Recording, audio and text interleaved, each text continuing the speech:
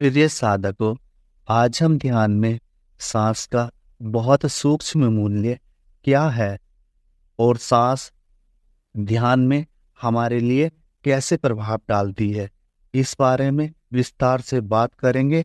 और ये वीडियो बहुत महत्वपूर्ण होने वाली है। जो भी साधक ध्यान करना चाहते हैं या ध्यान कर रहे हैं, दोस्तों, उससे पहले मैं आपसे एक बात और कहना चाहता हूँ। हम लोग चमत्कारों में बहुत विश्वास रखते हैं, लेकिन जो सत्य है हम उसकी तरफ नहीं देखते हैं। दोस्तों, मैं ना ही चमत्कारों में विश्वास करता हूँ और ना ही मैं चमत्कारों को मानता हूँ। मेरा मानना ये है, अगर भगवान को चमत्कार ही कराने होते तो वह साधारण मनुष्य पैदा नहीं करता, वह सब मनुष्यों को चमत्कारी ही पैदा करता। तो आप भी इन चमत्कारों की भ्रांति में ना पड़ें और कृपया धरातल पे आएं और जो सत्य है उसे जानने की कोशिश करें। जो साधक सच में ध्यान की परम गति को प्राप्त करें तो वह इस वीडियो को अंत तक सुने, उनके लिए बहुत ही लाभप्रद होने वाली है। प्रिय साधकों, जब हम ध्यान करने के लिए बैठते हैं तब हमारी श्वास पूरी तरह शरीर में केंद्र तक नहीं जाती है। ध्यान की शुरू की अवस्था में हमारी श्वास ना तो तेज होती है ना धीमे होती है, साधारण तरीके से ही श्वास चलती है, जैसे आमतौर पर हमारी श्वास चलती है। साधकों, आप पहले शरीर को शिथिल करने की कला सीख लोगे, तब आपके लिए आगे का मार्ग आसान हो जाता है। अगर आपको नहीं पता है शरीर को कैसे शिथिल करना है, तब आप चैनल में जाकर वीडियो देख सकते हैं। साधकों, जब हम श्वास को समझने के योग्य हो जाते हैं, जितनी ध्यान में गति 2 साल में पाई है उतनी गति आप 6 महीने में पा सकते हैं। मैं भी यहाँ पर यही कोशिश कर रहा हूँ, मेरे द्वारा दी गई जानकारी आपके काम आ सके और आपका काफी समय बच जाए। साधकों, जब आपको 10 मिनट ध्यान करने के बाद प्रारंभिक चरण से गुजरते हैं, तब श्वास थोड़ी सी शांत हो जाती है। जैसी श्वास हमारी सांसारिक कार्यों में चलती है, उसकी अपेक्षा हमारी सांस शांत हो जाती है। लेकिन हमारे विचार जब ध्यान में आते हैं, तब जिस प्रकार का विचार मन में आता है, उसी विचार के हिसाब से हमारी सांस तेज हो जाती है, कम हो जाती है या मध्यम हो जाती है। इस प्रकार श्वासों का ऊपर नीचे होने का सिलसिला जारी रहता है। इसी प्रकार जब हमें लगभग 25 मिनट ध्यान करते हुए हो जाते हैं, तब हमारे विचार कम हो जाते हैं और शरीर लगभग मृत अवस्था जैसी अवस्था में हो जाता है। तब इस अवस्था में श्वास के रिदम धीरे हो जाता है, श्वास बहुत हल्की हल्की चलती है। तब इसी समय पर हमारा शरीर से तादात्म्य अलग होना शुरू होता है। तब सांस धीमी होती है और शांत भी होती है। तब साधक 1 मिनट में लगभग 7-8 सांस लेता है। यही वो समय है जब साधक की श्वास नाभि से नीचे केंद्र तक जाती है। इसी स्थिति में थोड़ा बोध जागना शुरू होता है। साधक प्रारंभ में इन सब घटनाओं को नहीं पकड़ पाता है, लेकिन निरंतर अभ्यास से आपका जागरण बढ़ेगा। तब आप ध्यान में घटने वाली घटनाओं को सूक्ष्म दृष्टि से देख पाओगे। अब लगभग जब साधक को 30 मिनट ध्यान करते हुए हो जाते हैं, तब हमारे कुछ नए साधक भाई होते हैं, अभी अभी उनका जागरण सधा नहीं होता है, ना ही उनकी कोई जागरण की किरण उतरी होती है। इसलिए वह साधक ध्यान में सो जाते हैं। उनका सोने का समय 5 से 10 मिनट हो सकता है। इसी समय के अंतराल में वे शरीर का बोध भी नहीं रख पाते हैं और ना ही वे श्वास के प्रति सचेत हो पाते हैं, ना ही वे अपने आसपास किसी भी घटना का बोध रख पाते हैं। यह ऐसी स्थिति होती है मनुष्य जीवित होते हुए भी मृत समान होता है। जब यह अवस्था चलती है तब कुछ साधक ऐसे होते हैं जिन्हें ध्यान करते हुए कुछ समय व्यतीत हो गया होता है। तब उन साधकों का शरीर भी शून्य में होता है, मन भी रुक गया होता है। उनके भीतर एक बोध की किरण सचेत रहती है, जिसके कारण वह अपने शरीर में होने वाले क्रियाकलापों जो सूक्ष्म रूप से उसके भीतर घटते हैं उनके प्रति भी सचेत रहता है और ध्यानपूर्वक सबका निरीक्षण करता है।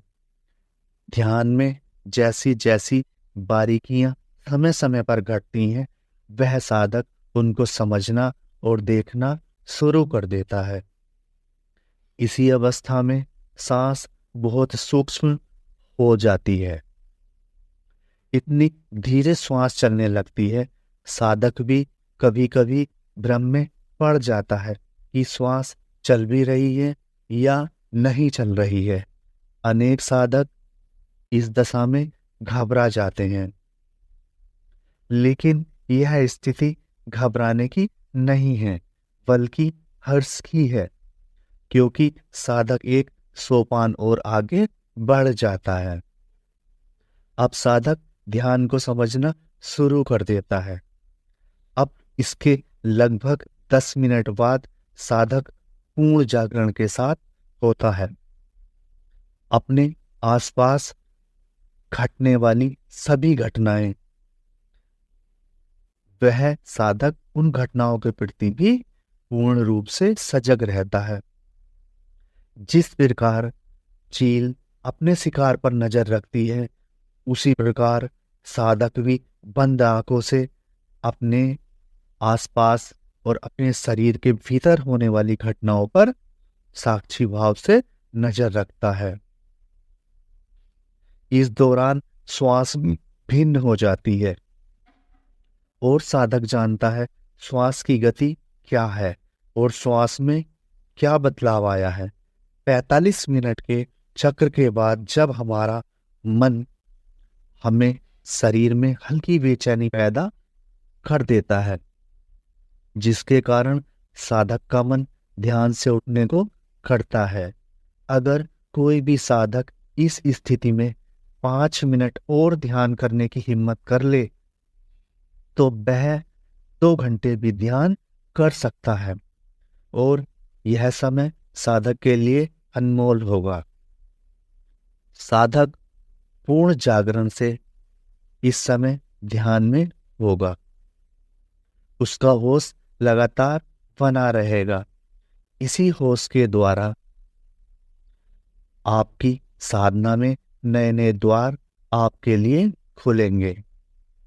इस समय पर आपको सबसे अधिक धैर्य और उसके बाद साहस की आवश्यकता होती है। इन्हीं घड़ियों में आप केंद्र पर स्थित होते हैं और चेतना का साक्षात्कार करते हैं। दोस्तों, श्वास का विज्ञान बहुत बड़ा है, क्योंकि हमारा शरीर प्राण ऊर्जा से ही चलता है। साधक भाइयों, आपको ध्यान में हर रोज बोध के साथ श्वास का निरीक्षण करना है। आपको देखना है जब शरीर शिथिल होता है तब कैसी श्वास चलती है। इसी प्रकार ध्यान में समय समय पर कैसे श्वास बदलती है, इसका लगातार अवलोकन करना है।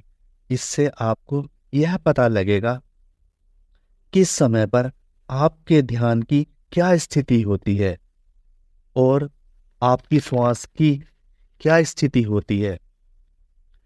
इन सब बातों को बताने का मतलब सिर्फ इतना है, जब आप ध्यान की बदलती स्थिति और श्वासों की बदलती स्थिति के बारे में जान जाएंगे, तब आपको इसका फायदा जब मिलेगा जब आप ध्यान नहीं कर रहे होंगे और बाहर कहीं एकांत में बैठे होंगे।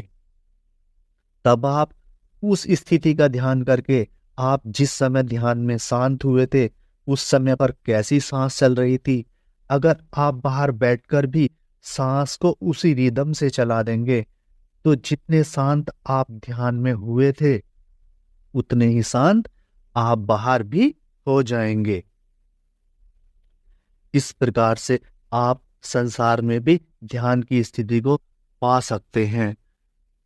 मान लीजिए आप आज ध्यान करने बैठे हैं और आज आपका मन थोड़ा सा शांत है और विचार बहुत ज्यादा आ रहे हैं, तो आप ध्यान करिए किसी दिन आप बहुत ज्यादा शांत हुए थे, उस समय कैसी श्वास चल रही थी। आप एकदम से बैठकर या लेटकर जैसे भी ध्यान करते हैं उसी सांस के उपक्रम को उसी पैटर्न पर लेना शुरू कर दीजिए और आप देखेंगे जो काम आप आधे घंटे ध्यान करके करते थे, जितना शांत आप आधे घंटे में होते थे उतना शांत आप 1-2 मिनट में ही हो जाएंगे। इसलिए ही ये श्वासों का विज्ञान है, इसलिए ही मैं इन श्वासों को देखने को आपसे कह रहा हूं। इसका फायदा आपको भविष्य में जरूर मिलेगा। अगर आप श्वासों के रिदम को पकड़ने में सफल हो जाते हैं, तब उसके बाद आपको ध्यान के प्रोसीजर की आवश्यकता नहीं पड़ेगी। इससे आप बहुत जल्दी उस स्थिति में जा सकते हैं जितना आप 30 मिनट ध्यान करने के बाद जाते हैं। दोस्तों, हमारा प्राण ही जीवन का आधार है। अगर साधक प्राणों के रूपों को जानना शुरू कर देगा तब वह निश्चित ही ध्यान में जाएगा। अगर आप वास्तव में चाहते हैं कि आपके ध्यान की गति बहुत तेजी से बढ़े, तब आपको ध्यान में बदलते हुए श्वास को पकड़ना सीखना होगा। जैसे जैसे आप ध्यान की गहराइयों को प्राप्त करोगे, उसी प्रकार आपके सामने श्वास के नए नए रहस्य खुलकर आएंगे। इन श्वासों की प्रक्रिया को जानने पर आपको फायदा ये मिलेगा, जो काम ज्यादा समय में होता था वह बहुत कम समय में होने लगा और आप जल्दी भीतर की यात्रा शुरू कर देंगे।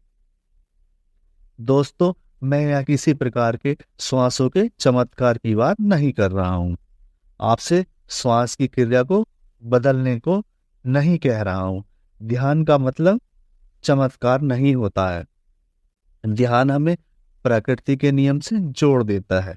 इसलिए बदलती ही श्वासों का अवलोकन करना और उनका इस्तेमाल ध्यान में करना हमें सहज और सरल बनाता है। इन श्वासों का प्रयोग इस प्रकार कर सकते हैं। यहाँ पर मैं आपको एक बात और बताना चाहूंगा। मैं यहाँ पर किसी श्वासों की विधि की बात नहीं कर रहा हूँ, ना ही मैं ध्यान में 100 सांस या 200 सांस या 500 सांस के प्रयोग के बारे में नहीं बता रहा हूँ।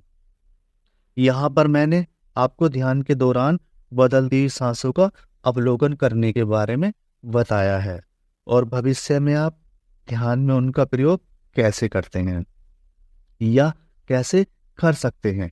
इस प्रकार की जानकारी का मकसद सिर्फ इतना है, जो काम आप 2 साल ध्यान करके करते, वो काम आप सिर्फ 6 महीने में ही कर सकते हैं। दोस्तों, जो भी सच में ध्यान में उत्सुक हैं, वह भाई बहन हमें बहुत प्यार दे रहे हैं। आप सभी के प्यार के लिए आपका बहुत बहुत धन्यवाद। और जिन भाइयों को भी हमारी बातें पसंद आ रही हैं, उन सभी का भी बहुत बहुत धन्यवाद। आज की वीडियो को यहीं पर समाप्त करते हैं। आप सभी को नमस्कार।